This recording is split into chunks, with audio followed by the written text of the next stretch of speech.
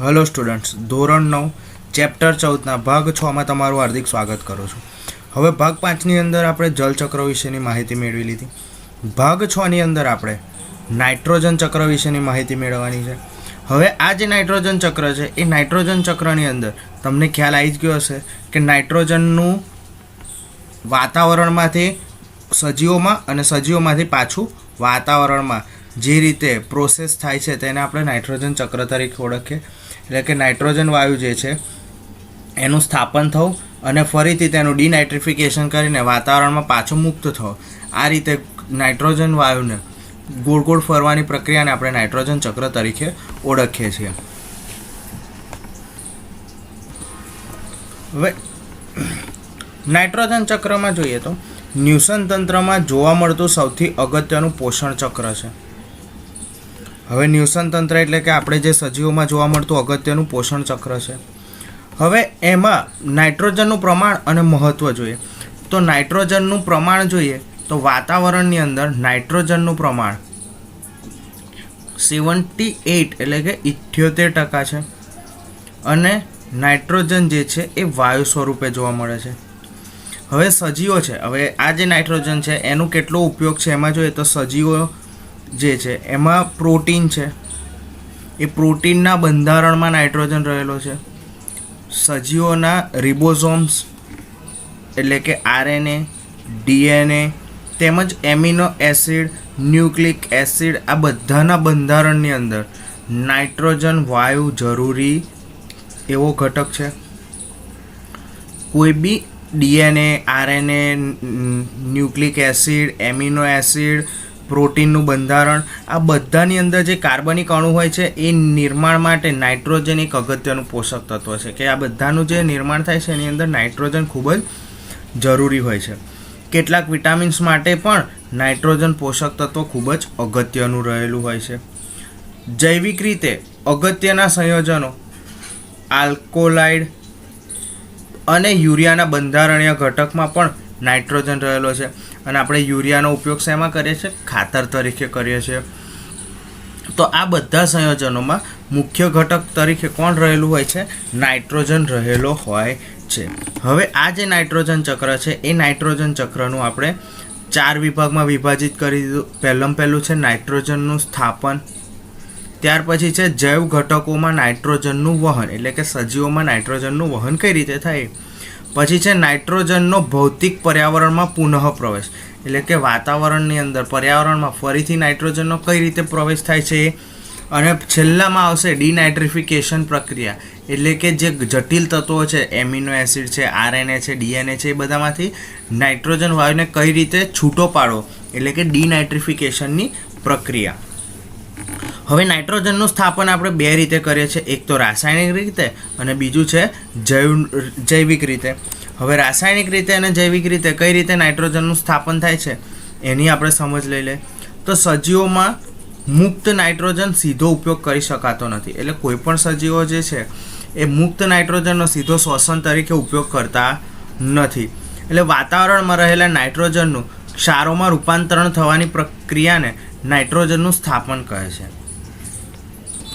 એટલે જે વાતાવરણમાં રહેલો નાઇટ્રોજન છે એ બીજા બધા તત્વો સાથે રાસાયણિક પ્રક્રિયા કરીને જે સંયોજનો બનાવે છે અથવા તો જે ઘટકો બનાવે છે નવા ઘટકો એ રીતે કોઈપણ સજીવોના શરીરમાં દાખલ થાય છે એટલે કે નાઇટ્રોજનનું સ્થાપન થાય છે.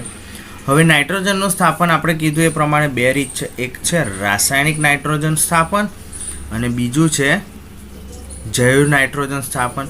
તો રાસાયણિક નાઇટ્રોજન સ્થાપન કઈ રીતે થાય? તો એમાં પહેલું છે આકાશમાં વીજળીના ચમકારા થાય છે. એટલે કે આપણને ખબર છે કે જ્યારે ચોમાસું હોય છે ત્યારે વાદળા અથડાય છે અને વાદળ અથડાય છે એટલે શું થાય છે? વીજળીના ચમકારા થાય છે અને વીજળીના ચમકારા સાથે ઊંચું તાપમાન અને ઊંચું દબાણ ઉત્પન્ન થાય છે. આ ઊંચા તાપમાન અને ઊંચા દબાણે નાઇટ્રોજનનું ઓક્સિજન સાથે પ્રક્રિયા થઈ નાઇટ્રોજન ઓક્સાઇડ બનાવે છે. ખાસ યાદ રાખજો, કુદરતમાં નાઇટ્રોજનનું કુદરતી રીતે સ્થાપન કઈ રીતે થાય એ રીતે પણ આ પ્રશ્ન પૂછી શકાય. તો આકાશમાં વીજળીના ચમકારા દ્વારા ઊંચા તાપમાન અને ઊંચા દબાણ સ્વરૂપે નાઇટ્રોજનનું ઓક્સાઇડ નાઇટ્રોજનમાં એટલે કે નાઇટ્રોજન ઓક્સાઇડમાં રૂપાંતરણ થાય છે. આ નાઇટ્રોજન ઓક્સાઇડ પાણીની અંદર દ્રવ્ય થઈ નાઇટ્રિક એસિડ નાઇટ્રસ એસિડ સ્વરૂપે વરસાદના પાણી સાથે મૃદાવરણ અને જલાવરણમાં પ્રવેશે છે ત્યારે વિવિધ સજીવો દ્વારા તેનો ઉપયોગ થાય છે. એટલે જે વાતાવરણમાં નાઇટ્રોજન ઓક્સાઇડ બન્યો તો એ નાઇટ્રોજન ઓક્સાઇડ પાણી સાથે રાસાયણિક પ્રક્રિયા કરીને નાઇટ્રિક એસિડ એટલે કે HNO3 છે, નાઇટ્રસ એસિડ છે વગેરે અલગ અલગ એસિડમાં રૂપાંતરણ થાય છે. અને આ જે પાણીમાં ઓગળેલો નાઇટ્રિક એસિડ જે છે મૃદાવરણ અને જલાવરણ એટલે કે પૃથ્વી ઉપર અને પાણીમાં શું થાય છે ભેગો થાય છે. અને આ જે પાણીમાં ઓગળેલો નાઇટ્રોજન વાયુ જે છે નાઇટ્રસ ઓક્સાઇડ છે અથવા તો નાઇટ્રિક એસિડ છે એ બધા જે એસિડો છે એ સજીવો દ્વારા તેનો ઉપયોગ કરવામાં આવે છે. ત્યાર પછી છે જૈવ નાઇટ્રોજનનું સ્થાપન એટલે કે જૈવિક રીતે નાઇટ્રોજનનું સ્થાપન કઈ રીતે થાય એટલે કે જૈવિક રીતે એટલે આપણે સમજીએ તો કોઈ પણ સજીવો દ્વારા નાઇટ્રોજનનું સ્થાપન કઈ રીતે થાય છે. તો રાસાયણિક નાઇટ્રોજનનું સ્થાપન કરતાં જૈવ નાઇટ્રોજનનું સ્થાપન અનેક ગણું વધારે છે. તેમાં સજીવો ભાગ લે છે. હમણાં જ મેં તમને કીધું એ પ્રમાણે કે રાસાયણિક નાઇટ્રોજનનું સ્થાપન કરતાં જૈવ નાઇટ્રોજનનું સ્થાપન અનેક ગણું વધારે છે જેમાં વિવિધ સજીવો ભાગ લે છે. જેમાં પહેલું જોઈએ તો કઠોળ વર્ગની વનસ્પતિ. કઠોળ વર્ગની વનસ્પતિને બીજી રીતે કહે તો શિંબકુળની વનસ્પતિની મૂળ ગંડિકામાં રહેલા રાઇઝોબિયમ નામના બેક્ટેરિયા. ખાસ યાદ રાખજો કયા જૈવ ઘટક દ્વારા નાઇટ્રોજનનું સ્થાપન કરવામાં આવે તો એમાં એક આ જવાબ છે તમારો શિંબકુળની વનસ્પતિની મૂળ ગંડિકામાં રહેલા રાઇઝોબિયમ નામના બેક્ટેરિયા દ્વારા જમીનની અંદર નાઇટ્રોજનનું સ્થાપન કરવામાં આવે છે. આ સજીવો વાતાવરણમાં રહેલા નાઇટ્રોજનનું એમોનિફિકેશન ક્રિયા દ્વારા એમોનિયામાં રૂપાંતરણ કરે છે અને આ એમોનિયા નાઇટ્રિકીકરણ પ્રક્રિયા દ્વારા નાઇટ્રેટ અને નાઇટ્રેટમાં ફેરવાય છે. હવે એમોનિયાની વાત કરીએ તો એમોનિયાનું અણુસૂત્ર છે NH3. ખાસ યાદ રાખજો એમોનિયાનું અણુસૂત્ર છે NH3. તો એમોનિયામાં રૂપાંતરણ કર્યા બાદ નાઇટ્રીકરણ ક્રિયા દ્વારા નાઇટ્રાઇટ એટલે કે NO2- અને નાઇટ્રેટ તો NO3- રૂપાંતરણ કરે છે. ત્યાર પછી છે જૈવ ઘટકોમાં નાઇટ્રોજનનું વહન. હવે સજીવોમાં નાઇટ્રોજનનું વહન કઈ રીતે થાય છે તો એમોનિયા છે, નાઇટ્રેટ છે અથવા તો નાઇટ્રાઇટ છે તે વનસ્પતિમાં શોષણ કરે છે અને તે એમિનો એસિડમાં ફેરવે છે. આ એમિનો એસિડનો ઉપયોગ પ્રોટીન નિર્માણમાં થાય છે. ખાસ યાદ રાખજો સજીવોમાં નાઇટ્રોજનનું વહન કઈ રીતે થાય તો જે જૈવ ઘટકો દ્વારા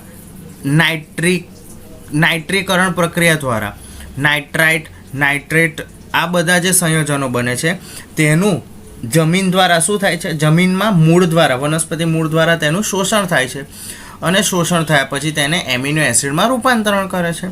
એમિનો એસિડમાંથી પ્રોટીન બનાવે છે અને આ પ્રોટીન વનસ્પતિ આપણે ખાઈએ એટલે આપણા શરીરમાં આવે છે અને આ પ્રોટીનનું પાછું એમિનો એસિડમાં રૂપાંતરણ કરે છે. આમ સજીવોમાં નાઇટ્રોજનનું વહન થાય છે. ત્યાર પછીનો ટોપિક છે નાઇટ્રોજનનો ભૌતિક પર્યાવરણમાં પુનઃ પ્રવેશ.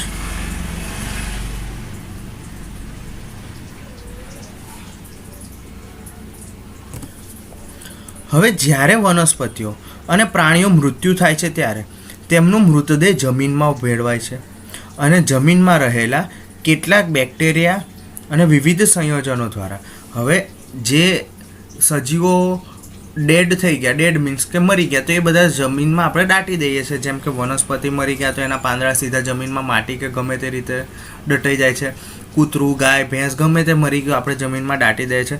અમુકમાં તો મનુષ્યને પણ જમીનમાં દાટવામાં આવે છે. તો આ મનુષ્ય જે પણ કોઈ પણ સજીવને જ્યારે જમીનમાં દાટવામાં આવે છે ત્યારે તેનું વિઘટન થાય છે. વિઘટન થવું મતલબ શું તો જટિલ કાર્બનિક સંયોજનોમાંથી સરળ કાર્બનિક સંયોજનોમાં રૂપાંતરણ થવું.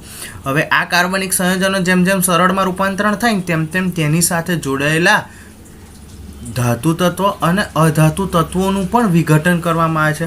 જેવો નાઇટ્રોજન જે છે એ અધાતુ તત્વ છે.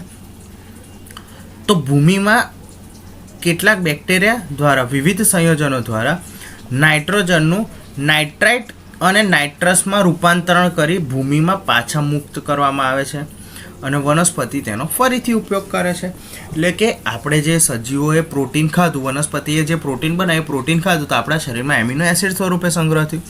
આપણા શરીરમાં એમિનો એસિડ વડે સંગ્રહ થયું ત્યારે આ સજીવોના મૃતદેહને જ્યારે જમીનમાં દાટી દેવામાં આવે છે ત્યારે તેની અંદર રહેલા જે બેક્ટેરિયા અને વાયરસ હોય છે તેનું ફરીથી NH3, NO2-, NO3- જેવા સંયોજનોમાં રૂપાંતરણ કરે છે. અને વનસ્પતિ ત્યાં આગળ ઉગે તો ત્યાં આગળ એનો જ ઉપયોગ કોણ કરે છે? વનસ્પતિ દ્વારા કરવામાં આવે છે. અને નાઇટ્રોજન ચક્રનો છેલ્લો ટોપિક છે ડિનાઇટ્રિફિકેશન પ્રક્રિયા. હવે ડિનાઇટ્રિફિકેશન પ્રક્રિયાનો મતલબ શું થયો કે નાઇટ્રોજન વાયુ જે છે એ જેટલા પણ સંયોજનમાં રહેલો છે એ બધામાંથી મુક્ત કરી સીધો કઈ અગાડી વાતાવરણમાં મુક્ત કરવાની પ્રક્રિયા. તો કેટલાક પ્રકારના બેક્ટેરિયા, હવે કેટલાક પ્રકારના બેક્ટેરિયામાં બેક્ટેરિયાનું નામ છે સ્યુડોમોનાસ. તો સ્યુડોમોનાસ નામના જે બેક્ટેરિયા જે છે તે નાઇટ્રાઇટ અને નાઇટ્રેટનું અણુ સ્વરૂપમાં નાઇટ્રોજનમાં રૂપાંતરણ કરે છે. આમ નાઇટ્રોજનનું વાતાવરણમાં પુનઃ પ્રવેશ પામે છે.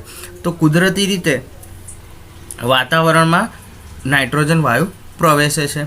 હવે વાતાવરણમાં નાઇટ્રોજન પોતાના મૂળભૂત સ્વરૂપથી પસાર થઈ જમીનમાં, પાણીમાં, સાદા અણુઓમાં ફેરવાય છે અને તે સજીવોમાં વધારે જટિલ અણુઓ સ્વરૂપમાં ફેરવાય છે અને અંતે તે સામાન્ય સ્વરૂપે વાતાવરણમાં પાછો આવે છે. એટલે કે આ જે નાઇટ્રોજન ચક્રની અંદર હતું તો વાતાવરણમાં રહેલો જે નાઇટ્રોજન વાયુ હતો એ જુદા જુદા સંયોજનો બનાવે. જુદા જુદા સંયોજનો બનાવ્યા પછી તે વિવિધ સજીવોમાં ગયા પછી તેની જટિલ રચના બનાવે છે અને આ જટિલ રચના જ્યારે મૃત્યુ પામે છે ત્યારે તેનું વિઘટન કરવામાં આવે ત્યારે વિઘટન થઈને પાછા વાતાવરણમાં સરળ પદાર્થમાં ઉમેરાય છે. તો આ તમારું હતું નાઇટ્રોજન ચક્ર. અને આ નાઇટ્રોજન ચક્ર વિશે તમને એક્ઝામમાં 4 માર્ક્સનો પ્રશ્ન પૂછાય છે. નાઇટ્રોજન ચક્ર ઉપર ટૂંકનોંધ લખો અને નાઇટ્રોજન ચક્ર દોરો. તો આ રહી તમારી નાઇટ્રોજન ચક્રની આકૃતિ. ધ્યાનથી જોજો અને નાઇટ્રોજન ચક્રની આકૃતિ દોરજો અને જે રીતે તમને ટોપિકમાં મુદ્દા પાડીને લખીને બતાવ્યો છે એ રીતે મુદ્દા પાડીને લખજો, જેથી એક્ઝામની અંદર કોઈ બી મુદ્દો તમને અલગ તારવીને પણ પૂછે તો તમે તેને સરળતાથી લખી શકો છો.